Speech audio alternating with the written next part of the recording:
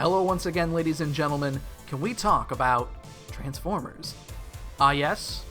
Hello. This is the Can We Talk About podcast. Can We Talking once again, once more, gathering around the campfire, sliding out the guitar, telling to sing our campfire song. To sing our campfire song. Tales of power and glory, Kristen, or at least a series of might and metal, actual 80s cartoon classic, The Transformers. I was built to help assist the growth of humanity. My name is Joe.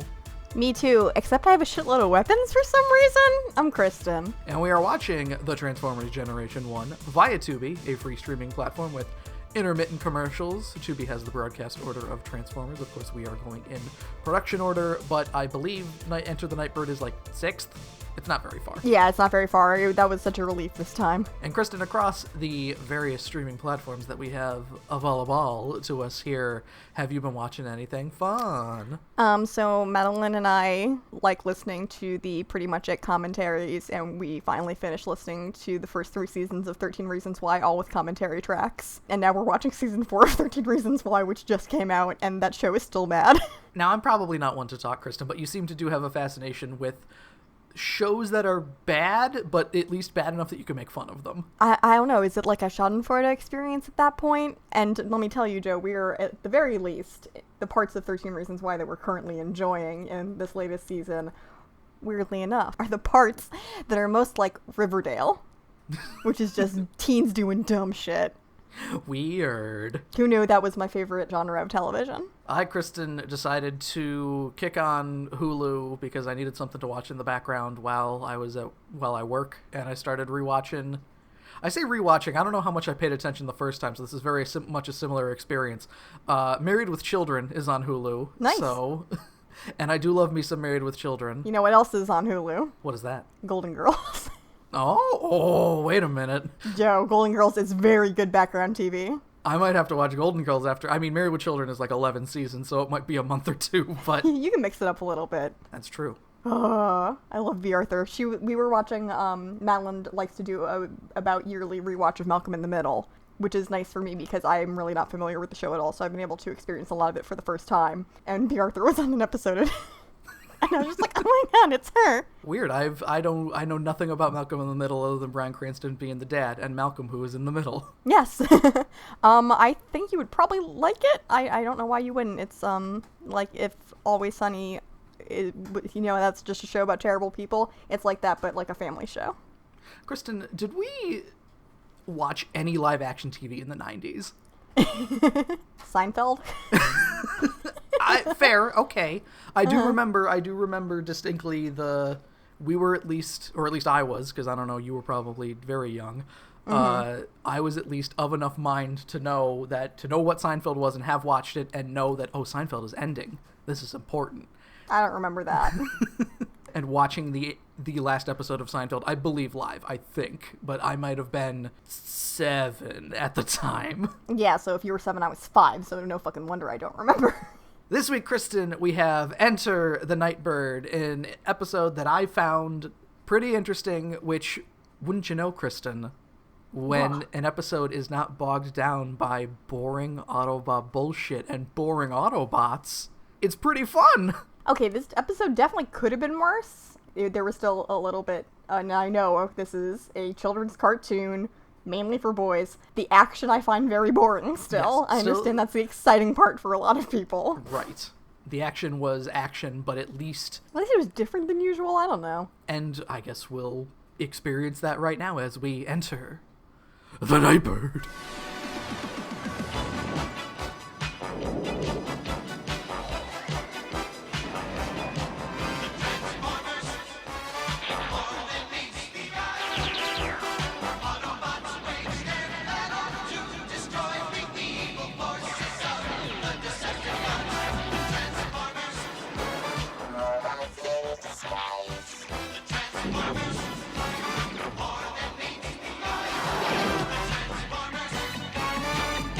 Nightbird.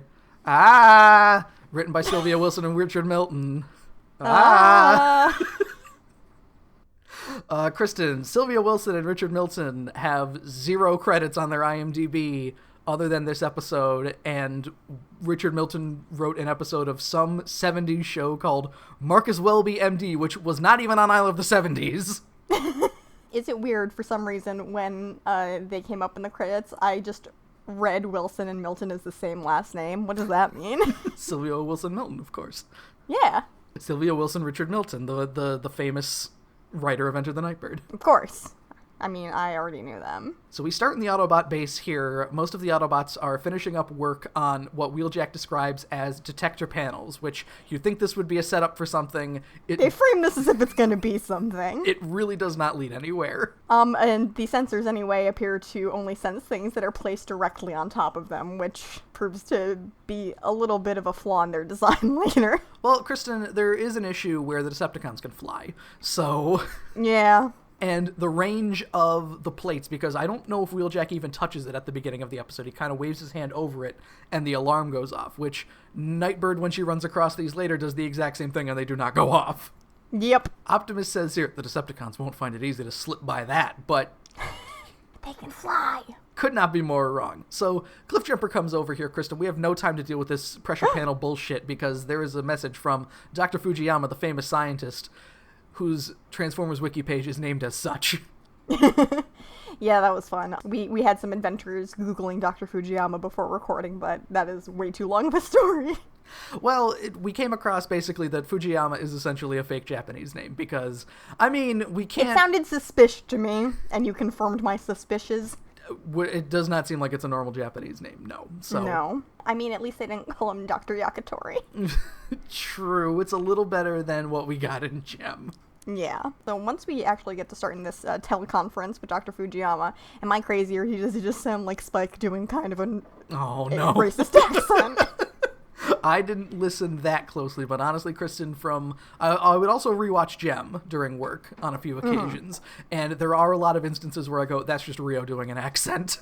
Yes. It sounded like Spike to me. I could be wrong, because of course everyone who is a robot putting on the robot voices, I'm just like, it's a robot, and I don't think about who they are. So Dr. Fujiyama wants to contract the Autobots to protect a new invention that he is going to reveal at some big conference at another Wonders of Life pavilion later. Mm-hmm. And Dr. Fujiyama is very concerned. Now, we don't figure out exactly how the Decepticons find out about this. Okay, so, like, a couple of things. Yes. He says that he has a brand new robot that he made, and it's the most advanced one ever made in human society. He does note that means it's not really as good as a Transformer, but it's still pretty cool for us. Already better than the doctor guy from Day of the Machines who ended up being a gigantic racist at the end. Yes. But he does this really fun thing on, their Skype call, where before he starts to expand on what the job is, he looks around like the Decepticons might be in the room with him or something, and then he's like, how do we know the Decepticons aren't eavesdropping on us? And is it Ironhide? He's like, they're not. Ironhide brushes this away like, no, don't worry about it. I want to know. What are we talking about here? Yeah, you shut up. I want to know. Here's where he reveals, yes, it's a big robot. Just, it's the best robot a human ever built, which means that it's still a few notches below Transformers, at least. It's not a big robot. It's a slender, sexy lady robot. Well, we'll get there. This arouses Optimus' curiosity, not the sexy lady robot. We don't know about that yet. Nope. But he's like, you know what? Dr. Fujiyama, you got yourself a deal. Oh, Kristen, as well, before this conversation ends, Optimus knows to bow. So apparently he learns about Japanese culture enough to know how to bow. But yeah, later he does not know what a ninja is. Domo arigato, auto roboto. So immediately after the call ends here, Wheeljack starts shit-talking this robot by Dr. Fujiyama, referring to it as a glorified wind-up toy. Honestly, I think one of my sub-favorite parts of this episode, because you know what my favorite part of this episode was. Everybody should. It was Wheeljack and Ratchet at the conference, just shit-talking human robots. It's a very, I think, good characterization moment for them, because they're the fix-em guys. Kristen, there are so many just, like... I noted at the beginning of my notes, basically, like, man, this episode was nice. Maybe it's because Mirage talked. Mirage just has a nice voice, and I like him talking, but I also like just little lines being thrown in. Just Wheeljack and Ratchet making fun of the robot is nice. I like it. Yeah. Yeah, just something besides everyone just making fun of Rumble for no reason. Transition 1 happens here as we go to the Wonders of Life Pavilion, where Dr. Fujiyama's big creation is under a big sheet, and great. We have Wheeljack and Ratchet still talking shit here, saying that the robot might need a big plug, a big long cord like an Ava or something. Uh-huh. And Ratchet wonders if there's batteries included.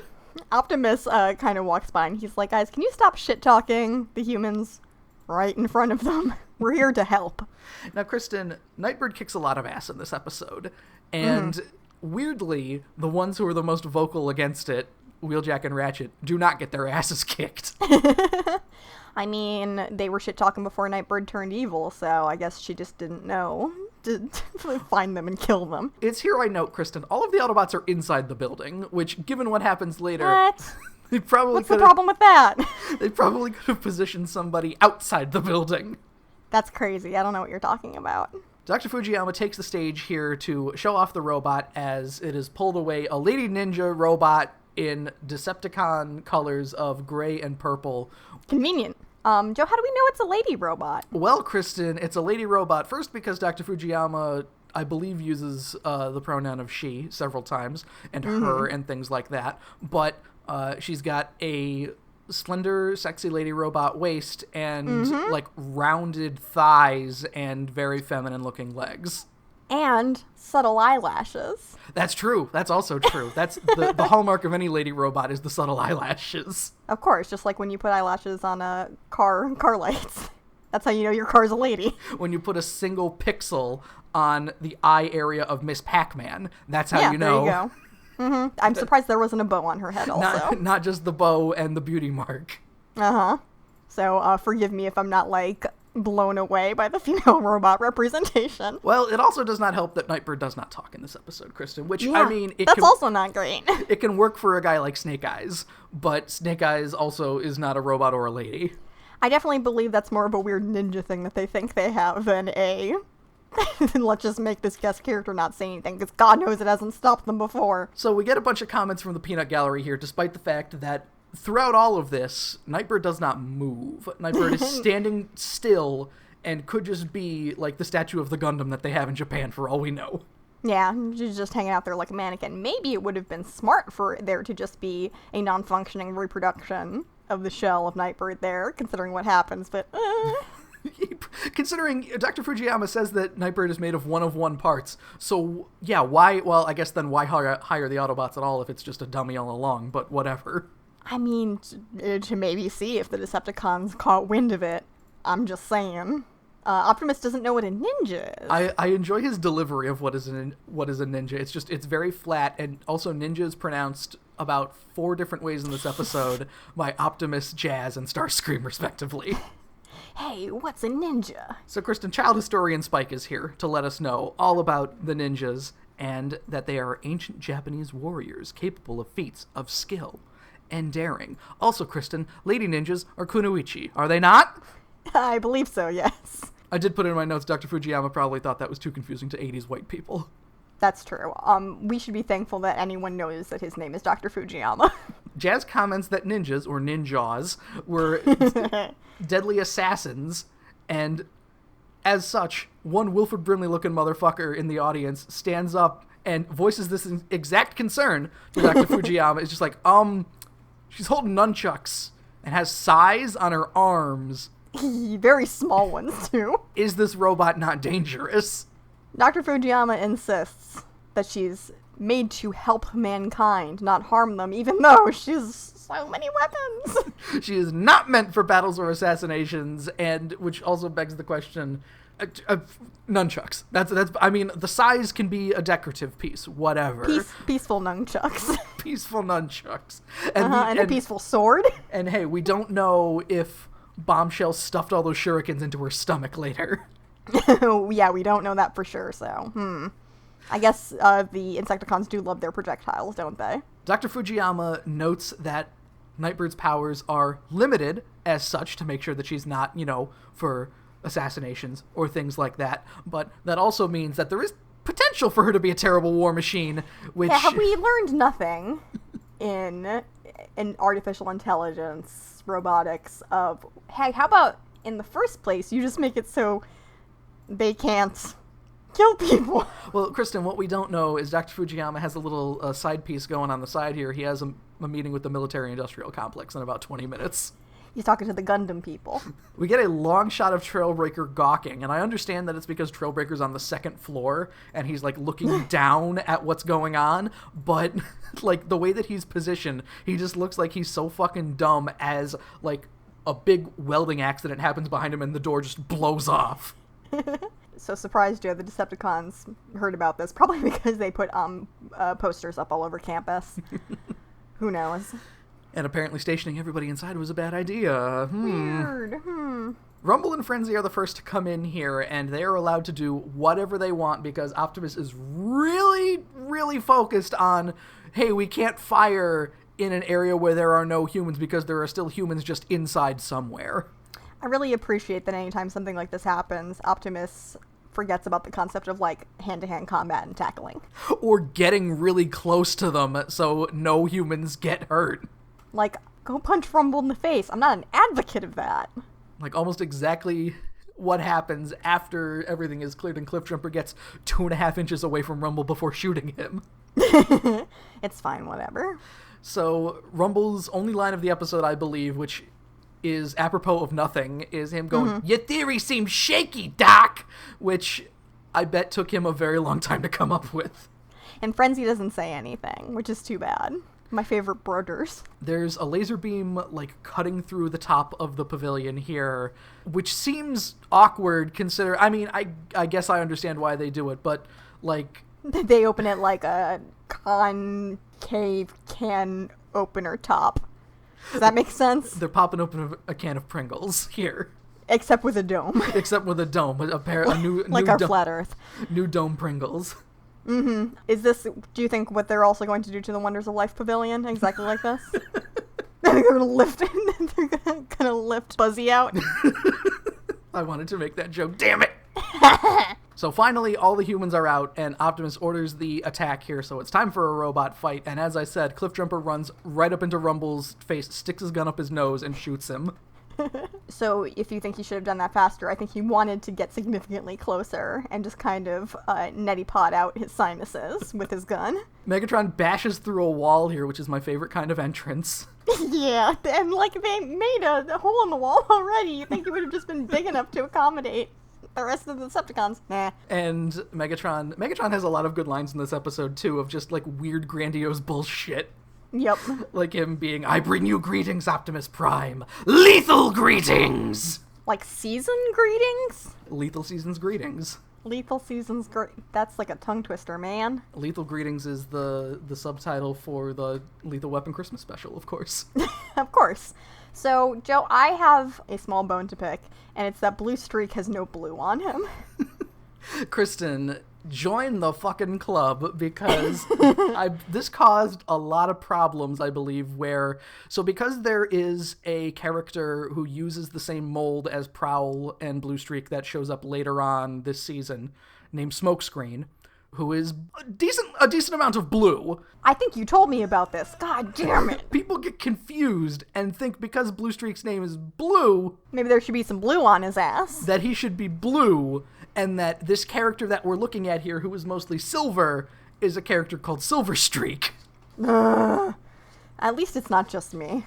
Blue Streak also gets his ass kicked a lot in this episode, too. Mm-hmm. He jumps in front of Prime to take a kill shot from Megatron.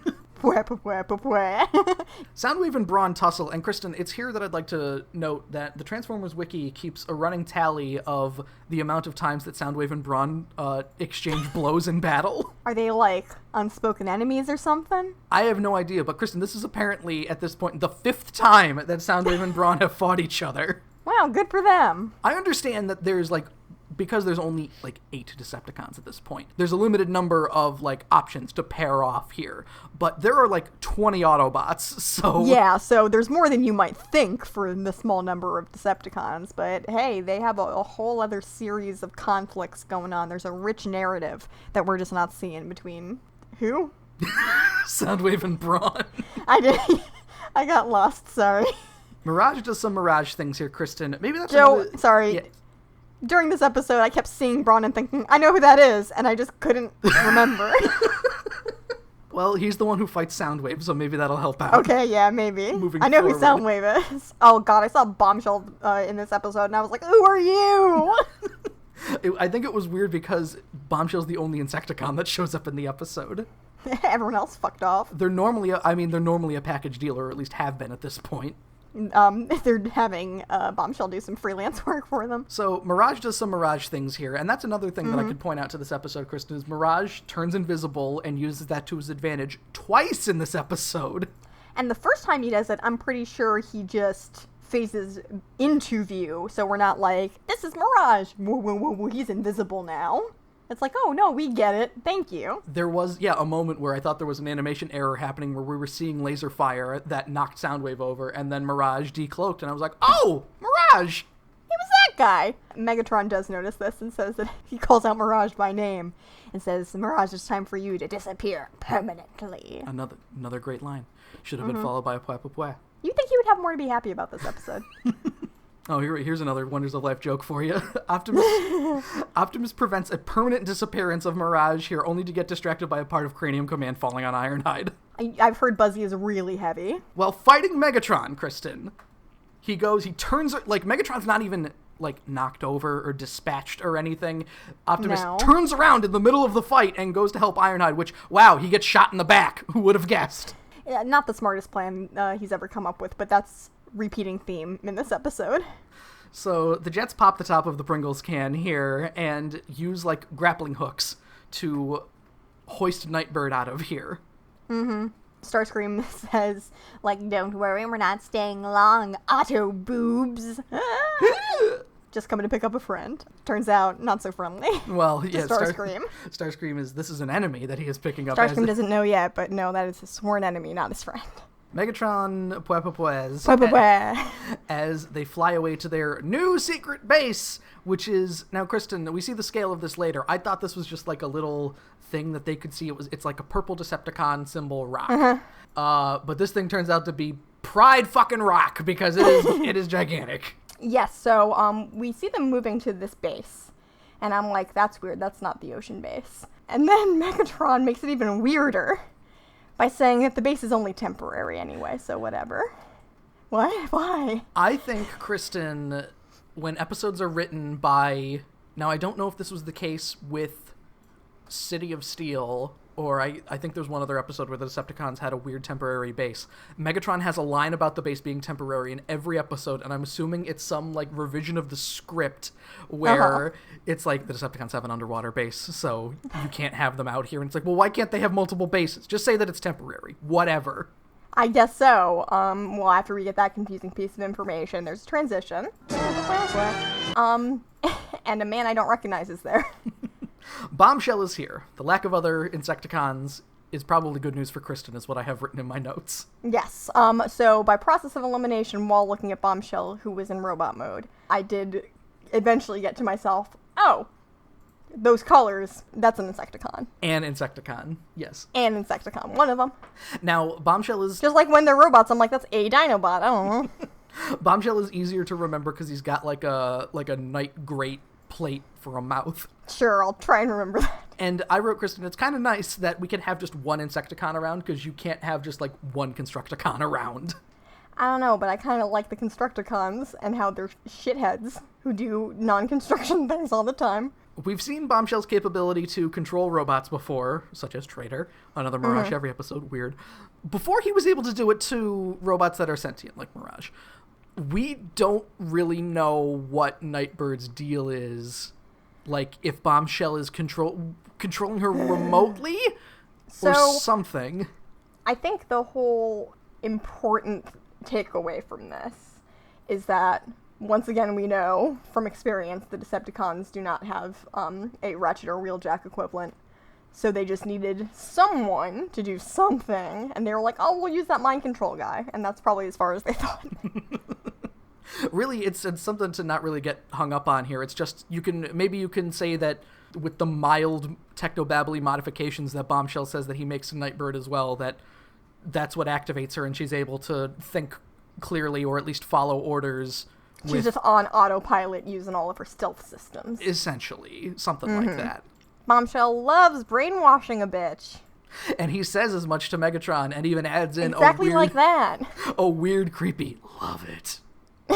Nightbird gets up and starts doing martial arts shit everywhere, which entertains Starscream, saying that she looks like an Earthling play puppet. I just imagine her doing, like, since we already talked about Nightman, like Mac noises. They should add in just the weird whoosh noises that Mac makes in that moment of Nightbird getting up and fucking throwing chops and kicks and things. I smacked my microphone, sorry. Starscream gets smacked for this, or because he got too close, I'm not sure. And Megatron enjoys the sight of Nightbird cheap-shotting Starscream here, which only makes him more, like, the seeds are planted, Kristen. The piss is starting to boil within him. Oh, yes. Starscream really feels like he gets the short end of the stick in this episode to the Decepticons' eventual defeat. Especially when Megatron stops Starscream from smacking Nightbird right back here that, hey, she's not your sparring partner, buddy. She has a mission. And that mission is to steal the world energy chip from the Autobots, which is, hey, first time I'm hearing about it, but whatever. So I don't know what I was thinking that when I first heard that, my brain was like, okay. Because the more that they explain this beyond that single sentence, the stupider and just more ridiculous it gets. It gets more confusing. Yes. Yes. And then after she gets the world energy chip, I want to talk about World Showcase now. The World Showcase chip, of course. The World Showcase chip, yeah, she is gonna kill all the Autobots, I guess. Meh. Transition 3 here, we get Optimus, who is apologizing to Dr. Fujiyama for the Decepticons stealing Nightbird, and Dr. Fujiyama, Kristen, is like, can't be helped. What? Huh? That's a really generous reaction on his part. Optimus vows to return Nightbird as soon as possible, and here's where we get the other sort of maddening thing of the rest of the episode where Optimus can't stop being such a fucking stickler for the rules, because Dr. Fujiyama says, if it's not too much trouble, I would like Nightbird back in one piece because she has one-of-one parts that are irreplaceable, and we need to, like, research them. You think he would have, like, data compiled on these things? Schematics.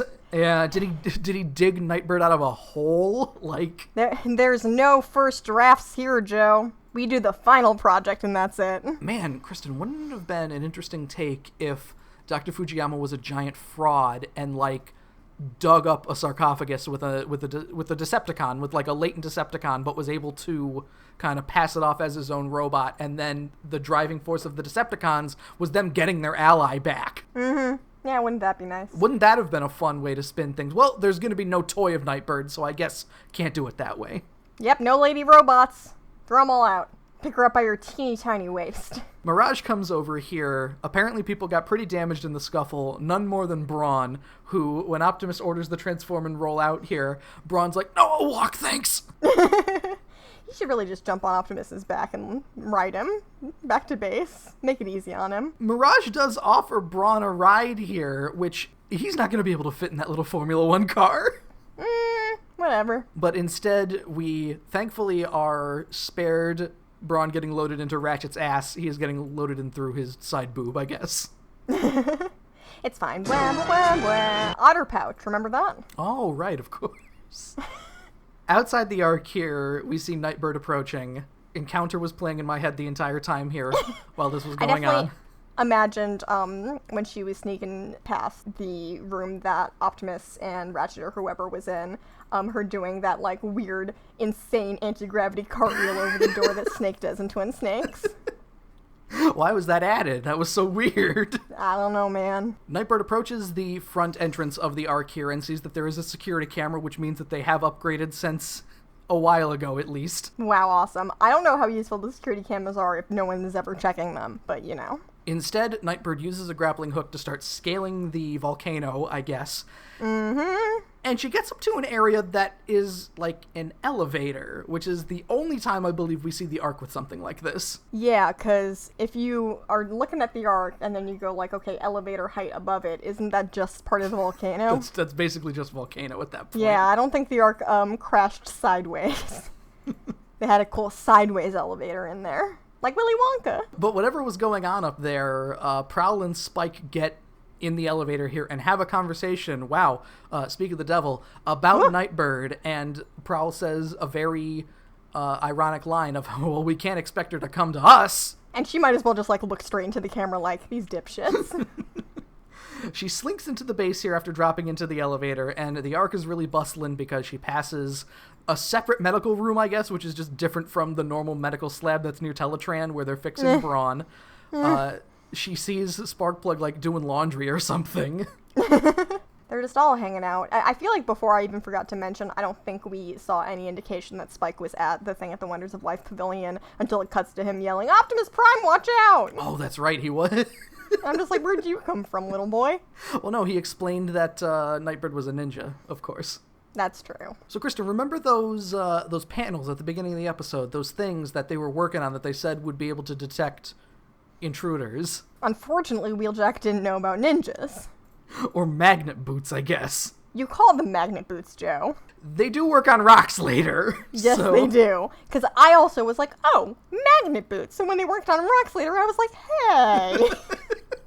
And oh, what a feeling. She dances on the ceiling to get past the fucking things that are just on the floor, by the way, too. Who was that by?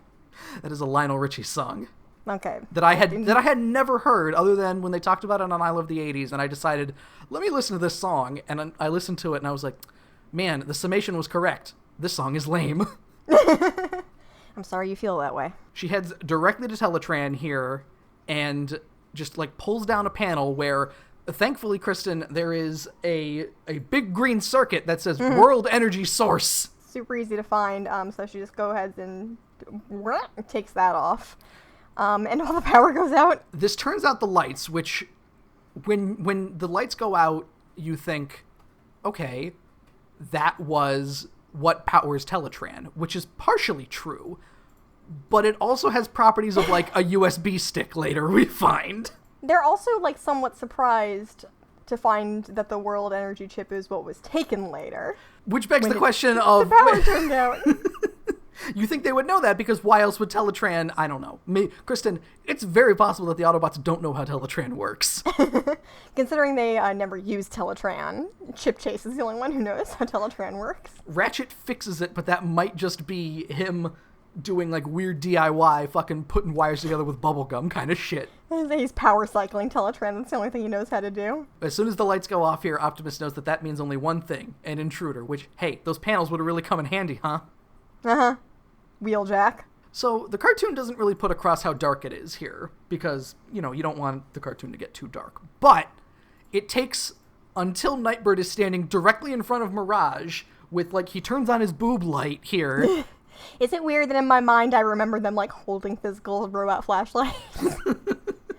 Mirage gets his shit pushed in here, basically. I really like this sequence. Mirage gets punched in the throat. Mirage gets punched in the throat and then kicked in the side like 8 times before Nightbird just decides to start grappling with him, which allows Mirage to turn on the alarm. Yeah, it was pretty funny. We, of course, know the most vulnerable spot of the Autobot is both the throat and the solar plexus. We do, Kristen. We get like a slight from Mirage where he gets punched in the throat, which does not make any sense, but I don't care. Wait, I guess that's air coming out of there, huh? The Autobots manage to corner Nightbird here, and segment 1 ends with her hands being retracted and showing off buzzsaw hands, which, what the fuck was Dr. Fujiyama doing? I don't know. And I should note, Kristen, when I say buzzsaw hands, I don't mean buzzsaw and laserbeak hands, though that would be fun. Bird hands. Bird hands. Actual buzzsaw hands. Yeah. Joe, I have forgotten already what color Laserbeak is, and when I saw him this episode, I was like, is that buzzsaw? Oh, no. Oh, Did I have, like, a head injury as a child that you remember, but I don't? Also, Kristen, to note... Oh, God, you didn't say no. Also, Kristen, to note, segment 1 ends halfway into the episode. So, we're plugging along, I guess. Segment 2 starts here. Optimus says the through line for the rest of the 2 segments here of not harming Nightbird, and Jazz says, and we don't want to shake hands with her either. It's not as funny later when she's kicking all their asses at once. Nightbird starts throwing her buzzsaws here, which because she has all the shurikens too, I don't know why she needs buzzsaw hands. I was thinking that too. I was like, first of all, I saw the buzzsaws and I was like, okay, there's some type of melee weapon. And then she throws them and I'm like, why doesn't she just have shuriken? But she does also just have shuriken. So she is kitted out. And then, why does she have the buzzsaw hands here when she does the fucking Linda Carter Wonder Woman spin and disappears completely? Because she's a ninja, Joe. And Blue Streak appropriately goes, how'd you do that? We don't have time! Transition 5 here. The Autobots regroup. Optimus is thankful that Nightbird didn't cause any permanent damage here. And then Ironhide says something really confused. He's on the slab here, the medical slab that is back near Teletraan, whatever. And he says, that She-Bot sure no demo model when it comes to action. I feel like there's about 10 words missing in that sentence. Also, the term She-Bot comes up a few times, and I can't help but feel that's a little bit robo-misogynistic. Kristen, the Transformers and female characters have a very awkward history in that I think that Hasbro or people at Hasbro or wherever, they were very hung up on the concept of female robots because they had to feel like they had to explain why there were female robots, which Dr. Fujiyama doesn't have to do that. No. He just made it a lady because he wanted to. That's a problem with Transformers for most of its history, is just like, okay, so if this robot's a lady, there's like a Pandora's box of questions that are opened up in the mind of Hasbro. I am gonna start calling the Autobots He-Bots. And the Decepticons He-Septicons. The Autobots don't seem too concerned with Teletraan at this point, or maybe they just don't realize that the power being off is the result of the World Energy Chip being gone yet, which I think is actually the case, which is weird. Again, like you said... If you think to yourself, okay, if someone broke into our base, what is the thing they would probably want to steal? Maybe go check on those things. The thing with all of the world energy sources, man, why would the Decepticons want that? I don't know. I can't even imagine why. It takes them a really long time to determine that this was, definitely the Decepticons, too. Even though they saw them take Nightbird! Ratchet recuses himself from going on the rescue mission here because he needs to fix Teletraan and the rest of Brawn, I guess. And we get Transition 6. So the rest of the episode is, I don't want to say even a game of cat and mouse. It's a game of the Autobots confronting Nightbird, getting their asses kicked, and then confronting her later. Yeah, just basically one single very long fight that takes place in between Optimus going like, shit. They find Nightbird, and they don't really have a way to track Nightbird yet, or they don't use a way to track her yet. They just find her the first time. Mm-hmm. She is climbing a bluff, and Optimus is like, okay, well, a stun ray should do the trick here. So his ion blaster apparently has a stun setting, and shoots Nightbird. She's down, like, okay, cool. Yeah, let's go get her. As Blue Streak gets close, Nightbird pops back up and, like, cracks his neck or something. And then Optimus goes, she's playing Robotopossum! That is definitely a contender for my least favorite part of the episode. Just the word, Robotopossum. I don't remember where I had seen the Robotopossum thing before, but when I heard it the first time, it was nearly like a spit out my drink sort of moment, like, what?! I don't know who wrote that, but they are not my friend. Nightbird opens up, like, her stomach cavity area. Her otter pouch.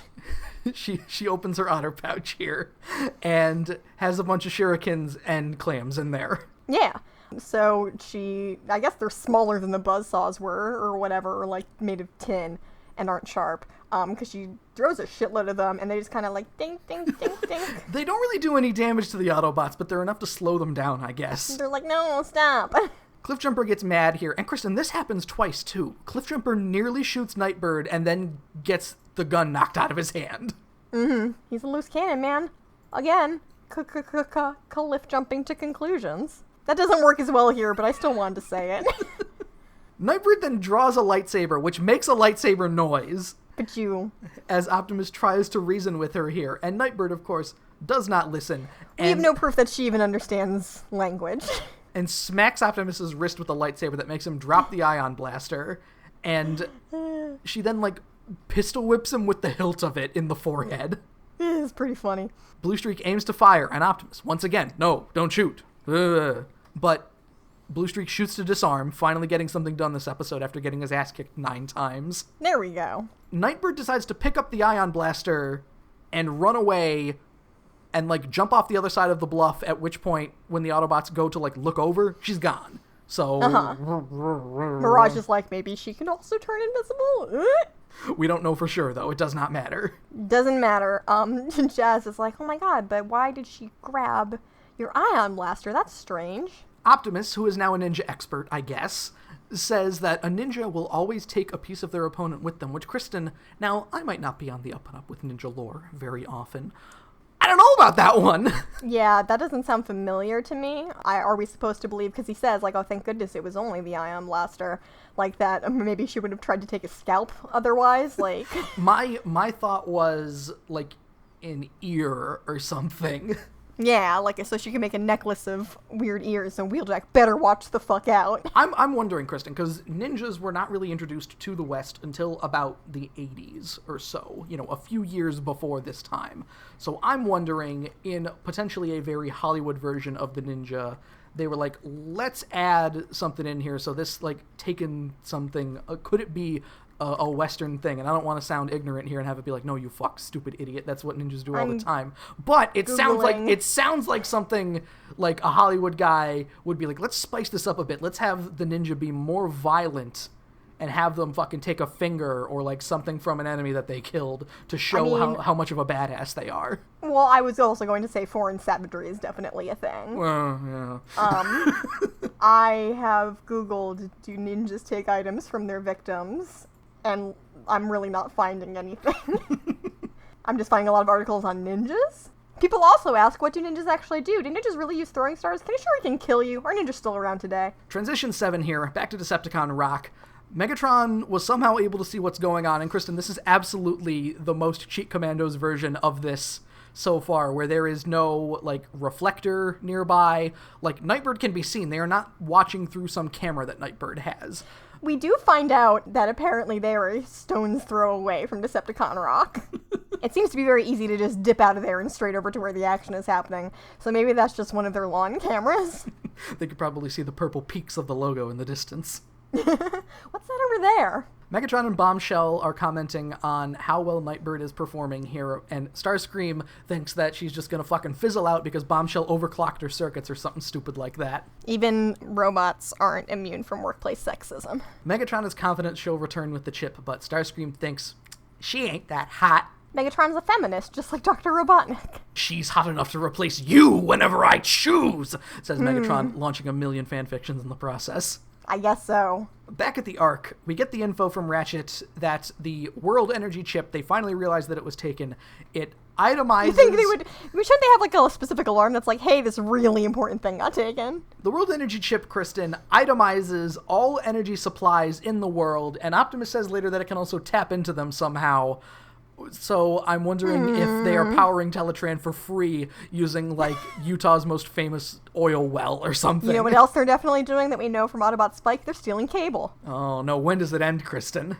I don't know, but hey, as someone who's experienced stolen cable, it rules. And I likened this to a USB, essentially, because how else would it work if this thing can power Teletraan and the entire Autobot base and also have, like, a folder in it with a bunch of energy sources?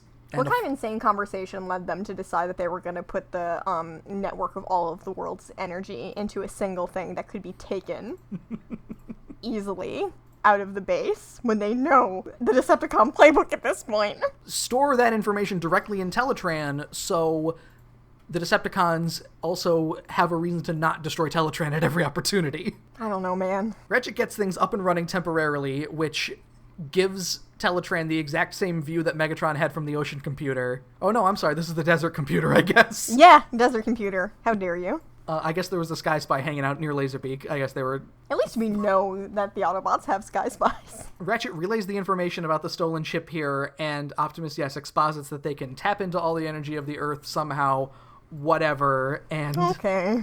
Hound is then ordered to transform and use his infrared to search for Nightbird, which, Kristen, somebody used infrared previously in, like, the More Than Meets the Eye episodes, I think, so that's going way back. Yes, to try and find Ravage. And I think it was Gears, but I'm not sure. I think it might have been Hound, but I'm also not confident, so... Hound is the hologram guy. Why does he have to have the infrared? Hound is the hologram guy? Yes, he is, Kristen. I don't know, Joe. So they find Nightbird after 20 seconds here, and almost the exact same scene happens. except way more stupid, because Optimus is like, no, I'm going to try to reason with her. And they picked up the lightsaber from before when she was disarmed, by the way. Yeah, he has her lightsaber deactivated, and I don't know if he's, like, holding it up like, don't you recognize this? It's your favorite sword. I don't fucking know. He's trying to be, like, amicable, like, hey, you dropped this. I'm a nice guy, and I'm going to give it back to you here. And she just force pulls it out of his hand. She essentially force pulls it. She has a magnet beam come from her hand to take it, and Optimus goes, not one of my better ideas, which at least he can recognize that it was stupid.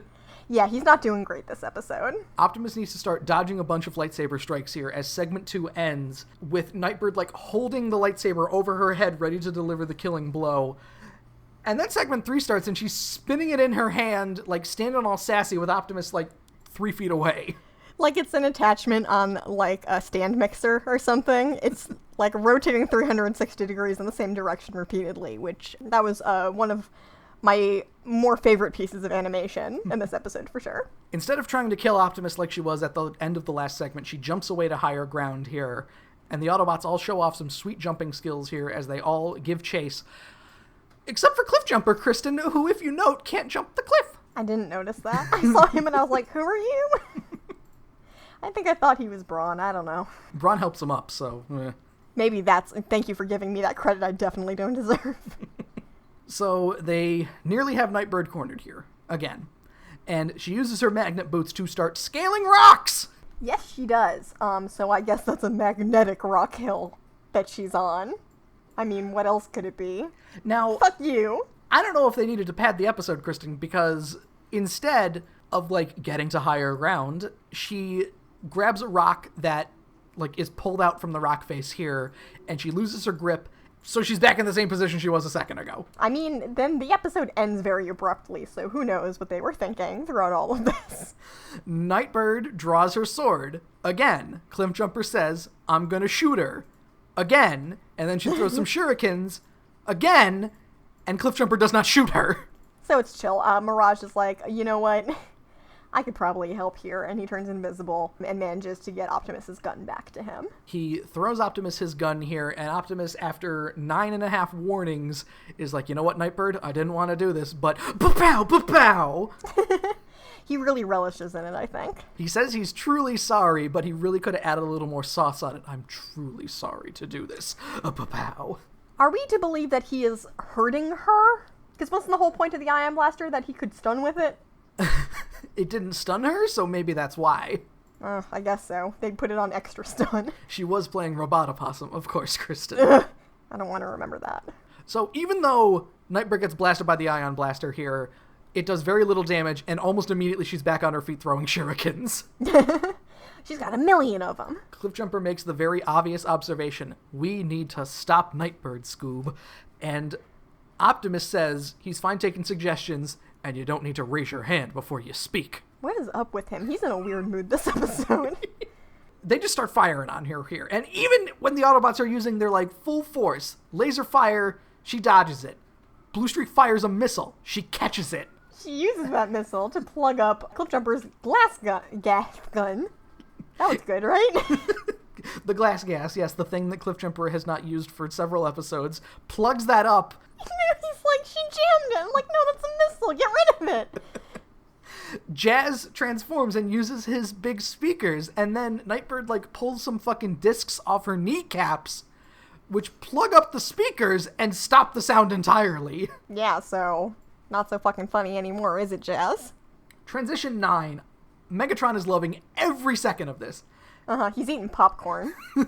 Throwing it everywhere. And he says that Starscream, you are definitely on my shortlist to be replaced now, which is not what you want to say to Starscream. No. Honestly, this is Megatron's own fault for negging Starscream so much in this episode. Starscream goes, replace me?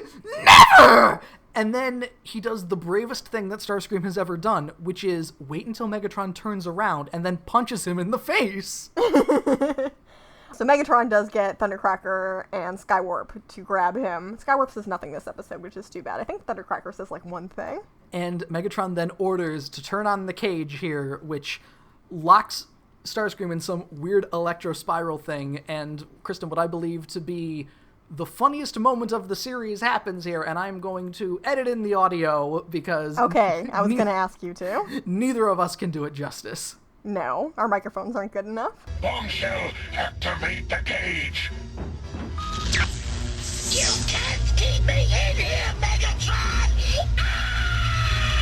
Kristen, the absolute funniest part of this to me is after Starscream says, "You can't keep me in here, Megatron," you can audibly hear Chris Latta, like, breathing in to get ready for that scream.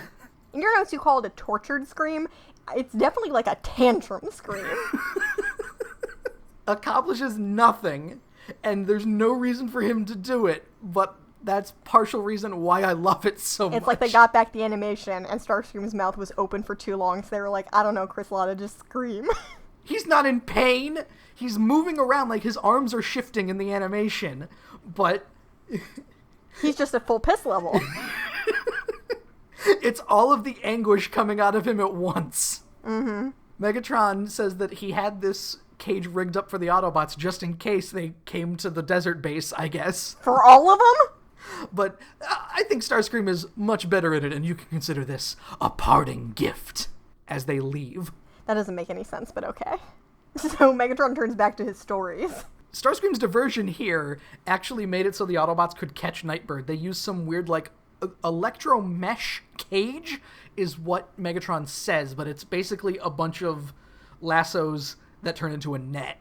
And he's like, oh, I didn't know they had that. Okay, cool. So it's not just us. And then the Decepticons have to leave to go help Nightbird because, or at least get the chip for themselves, which I feel like is the more important thing, but Megatron's pretty fixated on Nightbird. I mean, he's already told Starscream he's out, so... Luckily, they're just across the street. Transition 11 happens here. As Nightbird is struggling, the chip flies out of her backpack here, and like you said, yeah, basically a stone's throw away, because as soon as Cliffjumper goes to grab it, Megatron blasts him, and Optimus, upon entry of the Decepticons, goes, "Megatron, I knew it!"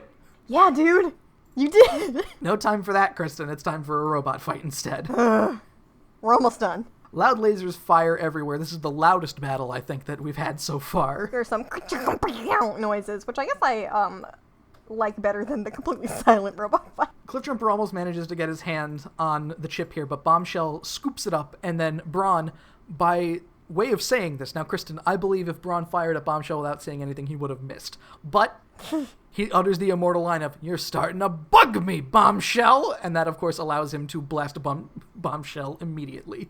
There you go. It worked out perfectly. The chip falls right into Optimus's hands, but the celebration is short-lived because Megatron having a gun that is not his arm-mounted gun is always weird to me. I never noticed. Would you believe that? He says that he has an antimatter gun and then fires it at the net that is covering Nightbird, and it makes like it burns off. It's a turn-off laser. It makes like a synergy noise, and the net's gone. Yep. And then we transition back to Starscream watching the TV being tortured.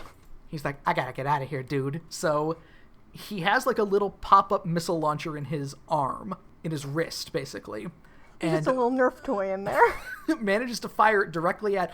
Missiles that don't explode is a common theme of this episode, I guess, because it doesn't blow up the desert computer. It hits the button to turn off the electro prison. I find these weird large projectiles very funny. Starscream vows to fuck up Megatron's plans here, ready to join himself, also saying ninja weird, saying it more kind of like jazz of ninja. He's just in a bad place right now, so he's not really thinking about what he's saying. Here's where we see Starscream flying out of the middle of the giant fucking logo Decepticon rock base. Okay. He lands on the battlefield about a second later. He just hop and a skip away. Starscream watches from the shadows behind a rock, hiding behind a rock here, just waiting for his opportunity as Nightbird starts kicking more ass again, almost single-handedly dispatching all of the Autobots until Starscream can get his shot and he fires the null ray. He's the jealous big brother. He doesn't like the new baby. Get rid of it. I don't want to be a big brother. So he fires the null ray at the new baby here, who then falls over, and Megatron is very concerned about this, but immediately Starscream jumps out from behind the rock and goes, "It was me! I did it!"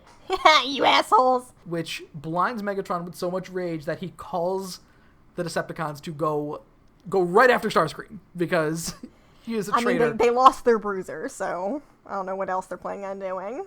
All the Decepticons go after him. Optimus says, "It seems that Megatron's schemes backfired once again." Like, oh, okay. I guess we're done. Seems like there is, some issues within the Decepticon ranks. Thanks, Starscream. No one ever says thanks to Starscream. Back to the Wonders of Life Pavilion, Kristen, Transition 13, where they're handing... Does it still not have a roof? Yes, it is still destroyed. They do have an establishing shot of it, I noted. Nightbird is being handed back to Dr. Fujiyama, and he notes not a scratch on her chassis, which Kristen... She got kind of fucked up, so I don't know. Yeah.